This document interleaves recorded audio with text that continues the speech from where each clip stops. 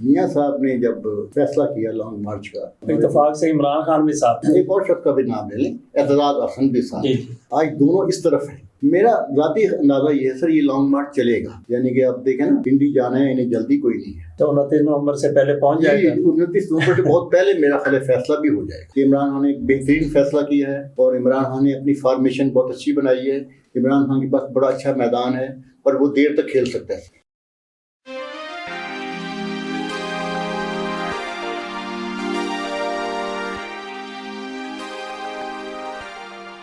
بسم اللہ الرحمن الرحیم۔ ہم اپنے پروگرام میں ساجد خان صاحب کو خوش آمدید کہتے ہیں۔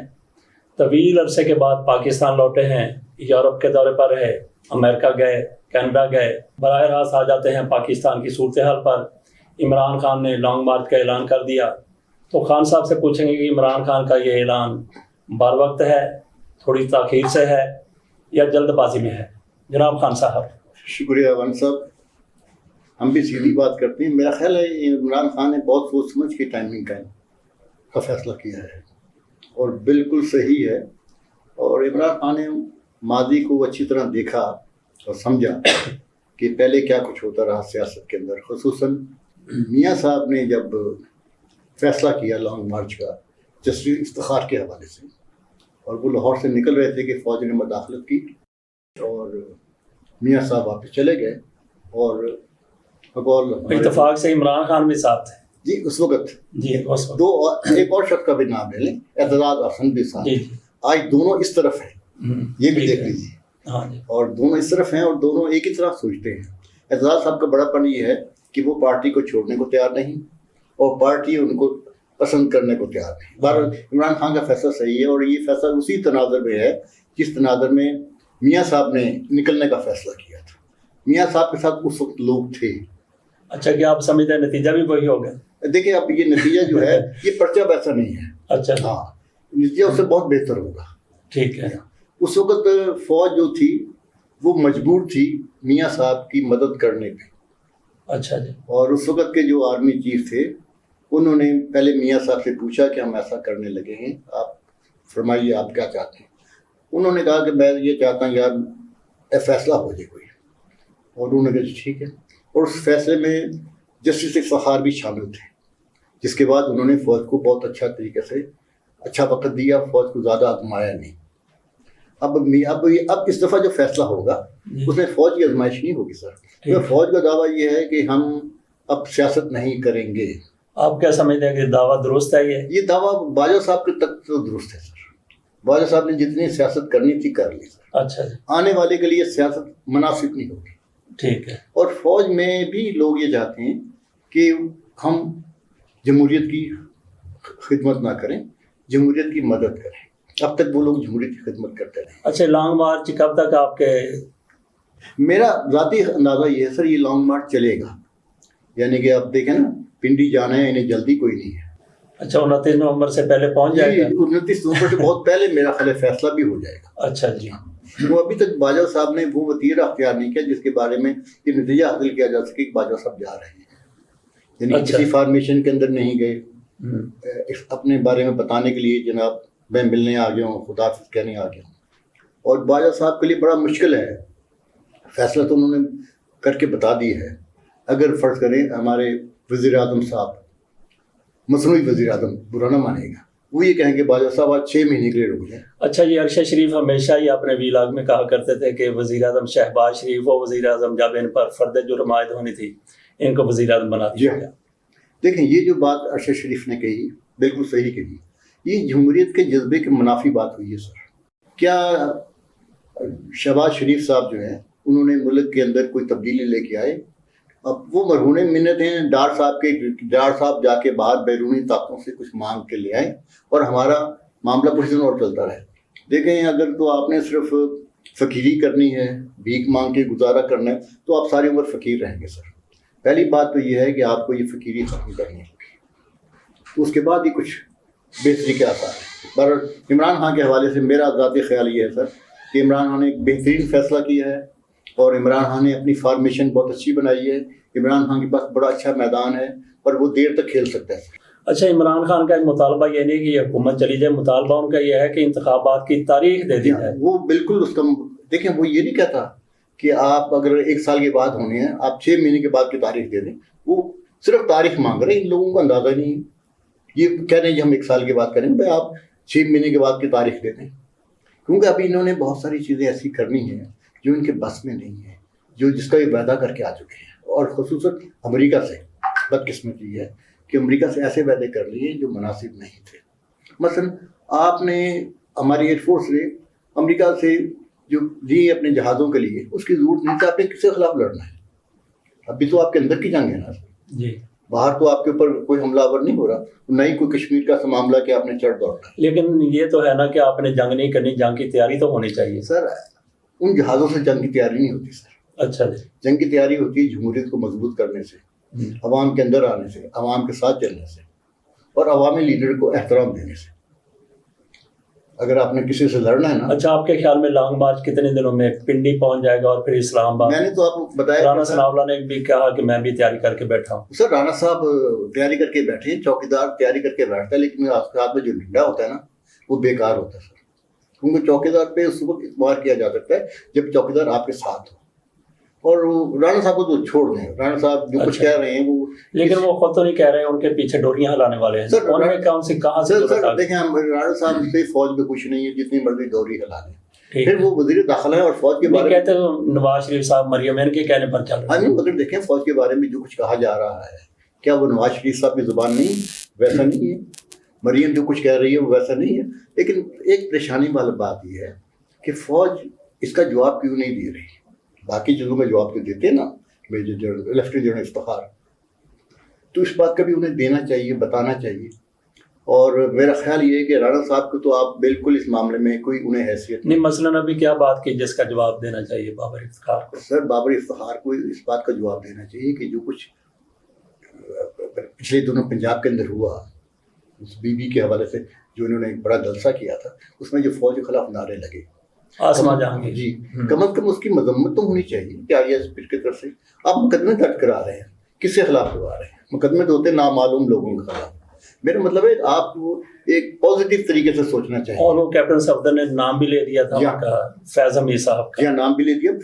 وہ کرمنل, یہاں تک انہوں نے کہہ دیا جی کہ وہی ہر چیز کا ذمہ دار ہے. جنرل باجوہ تو میرے استاد ہیں اس لیے ذمہ دار. سر صفدر صاحب اس کا بھی کوئی جواب نہیں آیا. نہیں, وہ آئے گا بھی نہیں سر.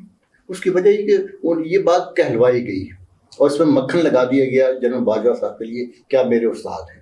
اور وہ باجوہ صاحب ہیں استاد, اس میں کوئی شک نہیں کہ باجوہ صاحب نے اپنے شاگردوں کے ساتھ جو وعدے کیے تھے شاید انہیں کوئی گڑبڑ ہو گئی سر, وہ وعدے پورے نہیں ہو سکے. شاگرد ان کے کون ہو؟ مریم نواز. اچھا, نواز شریف شاگرد نہ کہیں, ہم یہ نہیں کہتے ان کے دوران کوئی بزنس ہے, لیکن بہرحال دیکھیں اب یہ بات واضح ہو گئی ہے کہ فوج کی مدد سے میاں نواز شریف پاکستان سے باہر گئے. فوج کی مدد سے اور عدلیہ کی مدد سے 50 روپے کے اسٹامپ پیپر کو منظور کیا گیا, ورنہ کون سا قانون اور کون سا ان 50 روپے کے اسٹامپ پیپر پہ ایک عام شہری کو اتنی بڑی فیسلٹی دیتا ہے. یہ تو ذہن میں رکھیں نا. تو یہ باتیں اس میں کرنے کی تو نہیں ہے, لیکن 29 نومبر کو چینج آف کمانڈ ہونے جا رہی ہے.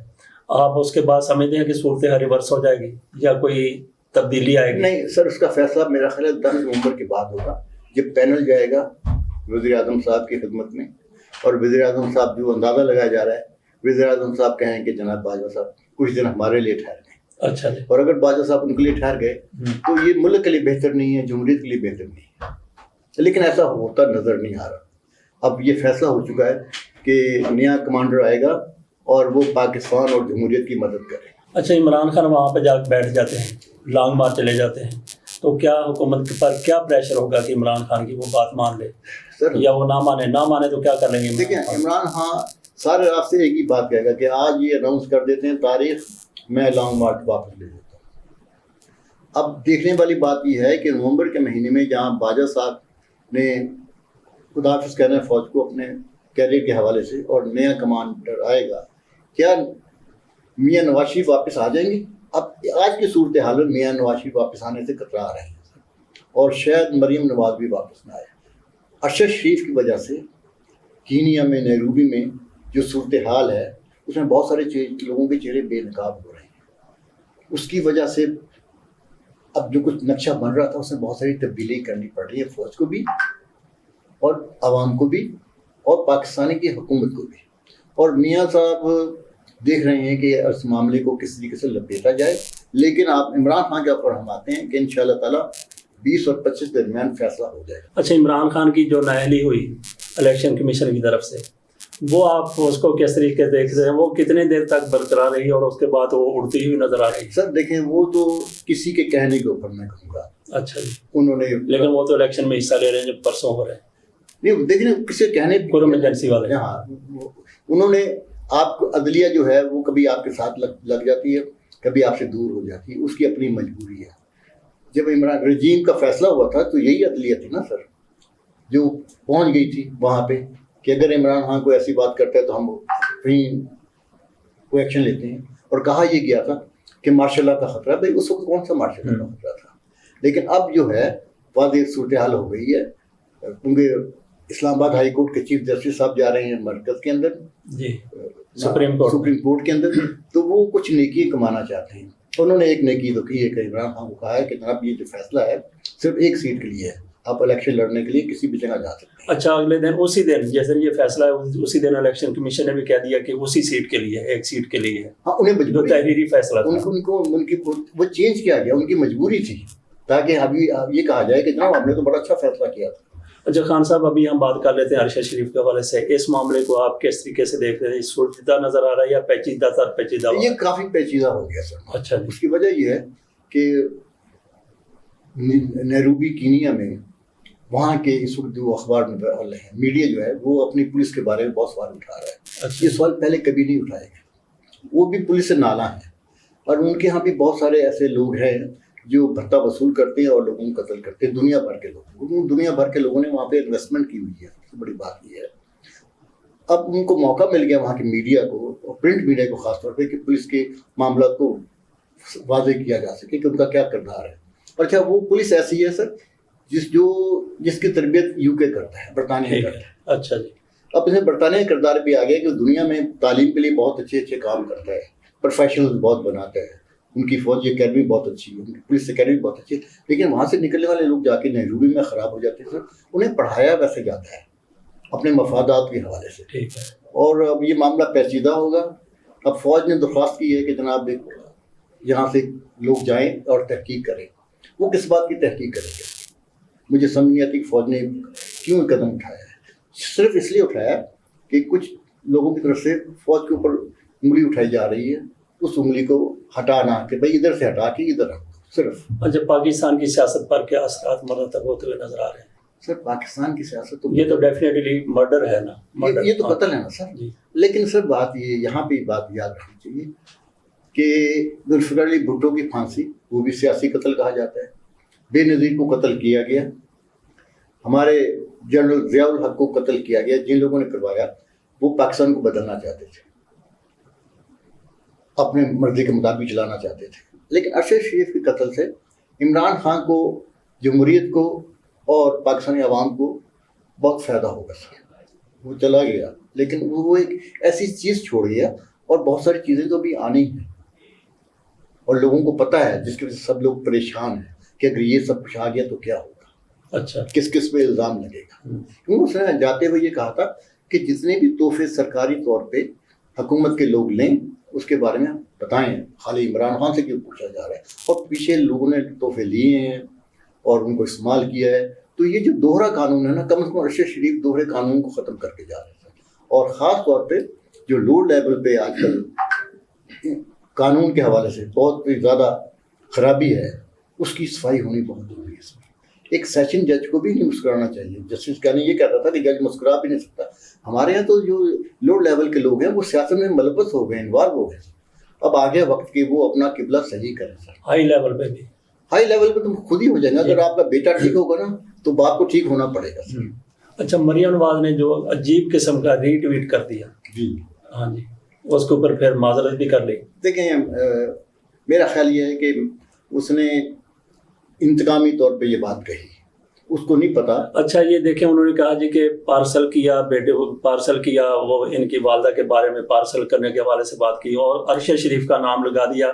ارشد شریف نے ایسا کوئی ٹویٹ نہیں کیا، ہمارے سامنے تو نہیں آیا اب تک۔ جو بھی ٹویٹ دیکھے گئے ہیں اس میں ارشد شریف کا وہ ٹویٹ نہیں ہے جس کو مبینہ، حالانکہ انہوں نے اگر اس حوالے سے انہوں نے جو ٹویٹ کیا تھا وہ دعا کی تھی ان کی ماں کے لیے۔ لیکن ارشد شریف کا وہ ٹویٹ ہے جس میں انہوں نے مریم نواز کو ان کی والدہ کی بیماری کے اوپر دلاسا دیا تھا کہ کوئی بات نہیں آپ۔ ہاں جی، لیکن مریم کے سامنے یہ ٹویٹ کہاں، ایک ٹویٹ انہوں نے دیکھا اور اس کے اوپر پارسل والا۔ اس کی وجہ یہ ہے سر، مریم نواز نے میڈیا کو استعمال کرنے کے لیے جو لوگ رکھے ہوئے ہیں وہ انتہائی نالائق ہیں، وہ مریم کو ناقابل اطلاق نقصان پہنچا چکے ہیں، میاں صاحب کو پہنچا چکے ہیں۔ اچھا، اور پھر خان صاحب اس کا یہ بھی ہے کہ ادھر مریم نواز شریف صاحبہ کی طرف سے ٹویٹ کیا گیا اور ادھر ان کے جو لے کو اٹھانے والے ہیں، راسی پن کرنے والے ہیں، ان کی طرف سے مریم کے حق میں وہ نعرے لگا دیے گئے، ٹویٹ کو ری ٹویٹ ری ٹویٹ ری ٹویٹ، اور اس کے دلائل بھی دینے لگے۔ میرے سامنے یہاں پہ ایک سینیٹر ڈاکٹر عفنان اللہ صاحب، ان کا ٹویٹ ہے، انہوں نے کیا کہا، بالکل وہ جو میں نے بات کی ہے مراسیوں والی بات، لے اٹھانے والی بات، وہ کہتے ہیں اپنے ٹویٹ میں، جن لوگوں کو مریم نواز کی ٹویٹ سے تکلیف ہو رہی ہے وہ جا کر فواد چودھری کی ٹائم لائن دیکھیں اور عمران خان کی تقاریر سنا کریں، جن کی سیاست اور صحافت ہی گالی کے سوا کچھ نہیں ہے، وہ اخلاقیات کا درس نہ دیں۔ مریم نواز نے اپنی ٹویٹ میں کسی کو گالی نہیں دی اور کوئی غیر اخلاقی بات نہیں کی۔ اس سے خان صاحب، اس سے بڑی غیر اخلاقی بات کیا ہو سکتی ہے کہ آپ ایک اس شخص کے لیے جس کی میت پڑی ہوئی ہے اس پر آپ بات کر رہے ہیں؟ ان کے یہاں بھی انتقامی جذبہ ہے اور کوشش کر رہے ہیں یہ میاں صاحب کو خوش کرنے کی اور مریم نواز کو، اور یہ بھی دیکھ لیں یہ سینیٹر صاحب میرا خیال ہے کوئی تازہ بتاتا کسی کی جگہ آئے ہیں۔ اس ٹویٹ کے جواب میں جو مخالفین ہیں ان کے، مریم نواز کے اور عفنان اللہ صاحب جیسے لوگوں کے، ان کی طرف سے بھی جو ٹویٹ سامنے آئے ان کی بھی حمایت نہیں کی جا سکتی۔ کوئی کہتا ہے جی وہاں سے اس کی لاش آئے گی، اس کی لاش آئے گی، پھر ہم ٹویٹ کریں گے کہ یہ دیکھیں گے یہ پارسل ہو کیا ہے۔ اصل میں لوگوں کے جذبات سے کھیلنا مناسب نہیں ہے سر، بات تو یہ ہے، اور انتقامی سیاست ہو اور انتقامی محبت ہو، دونوں کا نتیجہ اچھا نہیں ہوتا سر، اور جو لوگ اس ٹویٹ کے جواب میں ٹویٹ کر رہے ہیں انہیں ایسا نہیں کرنا چاہیے۔ اچھا، وہ بلاول صاحب نے انہوں نے بھی یہ بات کی تھی آسما جہانگیر کانفرنس میں جی، لیکن اب ان کی طرف سے معذرت آ گئی۔ میں سمجھتا ہوں کہ ایسے سیاستدانوں کو کیا کہنا چاہیے، جذباتی میں نہ ہو جاؤں، ایسے سیاستدانوں کے حوالے سے کہ پہلے وزیر خارجہ پاکستان کا کتنی پوسٹ پر اس بچونگڑے کو لے جا کے بٹھا دیا گیا اور اس کو یہ عقل نہیں ہے کہ بات کرنی نہیں کرتی، تیسرے دن کہتا ہے کہ میں نے وہاں پہ جو کیا وہ نامناسب تھا۔ لیکن سر بات یہ ہے کہ وہ زرداری صاحب کا انویسٹمنٹ ہے، وہ امریکہ کے انویسٹمنٹ ہے، اس کی بڑے اچھے طریقے سے وہاں پہ تربیت ہوئی ہے اور وہ قبلت وقت وزیر خارجہ بن گئے ہیں۔ اچھا، ان کی بات کو آپ اہمیت اور حیثیت نہ تھی، میں آپ کو فرینکلی بتاؤں، اور انہیں اتنا شعور نہیں ہے کہ انہوں نے کیا بات کرنی ہے کیا بات نہیں کرنی۔ ایسے موقع پر پھر مناسب نہیں ہے کہ وہ اپنے ماؤتھ کو شٹ رکھا کرے، اپنے منہ انہیں بند رکھنا چاہیے جی، اور اس لیے بند رکھنا چاہیے کہ ان کی باتوں سے محترم بے نظیر بھٹو شہید کو بہت تکلیف ہوتی ہوگی، میں آپ کو صحیح بتاؤں۔ اور دوسری بات یہ، پنجاب گورنمنٹ کو جو کچھ وہاں پہ ہوا تھا ایک بیان جاری کرنا چاہیے تھا، اس کی مذمت کرنی چاہیے تھی، وہاں لوگوں نے جو نعرے لگائے، اور جو بھاری بار کونسلز ہیں ان کو وضاحت کرنی چاہیے تھی کہ جناب ہمارے جو وکیل صاحبان ہیں وہ اس میں شریک نہیں ہیں، فوج ہماری ہے، ہم فوج۔ اچھا، اس کانفرنس میں پاک فوج کے حوالے سے انتہائی گھٹیا قسم کی باتیں کی گئی، پشتین نے وہاں پہ جو کچھ کیا اور پھر نعرے لگائے گئے، اور ان نعروں کی پاداش میں ہوا کیا ہے، وزیر قانون اعظم نذیر تارڑ صاحب کو استعفیٰ دینا پڑا۔ استعفیٰ دینا نہیں پڑا، میں سمجھتا ہوں ان کو گریبان سے پکڑ کے، کالر سے پکڑ کے نکال دیے گا، چل بھائی تو اتنا بڑا وزیر وہاں پہ بیٹھا ہوا تھا۔ آپ کو پتہ ہے کسے کہنے پہ نکالا گیا؟ بتائیے۔ دیکھیں بات یہ ہے کہ اب کسی ایک کو تو جانا تھا، اب سوال یہ تھا کہ وزیر داخلہ جائیں یا وزیر قانون جائیں۔ اچھا جی، مریم نواز نے فیصلہ کرنا تھا، وزیر خارجہ جائیں یا؟ جی ہاں، مریم نواز نے فیصلہ کرنا تھا۔ اچھا، نہیں سر، وزیر خارجہ کے اوپر اتنا بار نہیں تھا جتنا بار داخلہ پہ، اچھا ٹھیک ہے، وزیر قانون پہ تھا۔ مریم صاحبہ نے فیصلہ کرنا تھا کہ کون کس کی قربانی ہوگی۔